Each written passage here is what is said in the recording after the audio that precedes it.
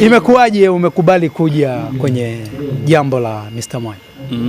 Nimekuja kwa sababu ya kwanza ni Faye.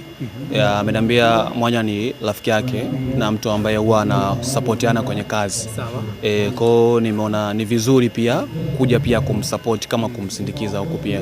Hiyo ndio ilikuwa plan kwamba nisingeweza kumwacha peke yake usiku kama huu. Hata sasa nimekuja nimempa escort, hope amefurahi. Ndio ilikuwa lengo. Yes. Hivi Faye mmeweka kama shilingi ngapi pale kwenye kula keki? 200 tu. Ilikuwa 200. Na hiyo pesa yote najua haijatoka mfukoni mwako, si ndio? Baby. Ametia hela, si ndio? Kumbuka kuna nyakati hizi za kucheka, usije kuleta ujinga huko mbeleni. Sasa hivi unaongea pasa. Mimi namwambia ukweli na mchana. Kwa hiyo wewe unaongea kama kaka. Kwa mara ya kwanza ndo nimeona anaongea kwenye interview amefurahi kama hivi. Kwa hiyo hapa siongei kama mwandishi, kuna wakati naongea kama ndugu yake. Ameteswa sana. Si ndio?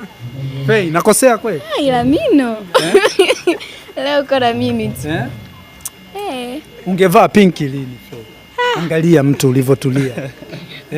Jamani, Muheshimu. sana. Ndoa inakuja kwa heshima, mwanamke lazima uwe na heshima ndo uolewe, si ndio? Naona leo unanipa kitchen party. Sio kitchen party, mimi nakwambia ukweli. Si ndio Faye? Sawa, mimi namheshimu. Eti baby sina kuheshimu. Na awamu hii umetafuta mwenye ndevu kabisa.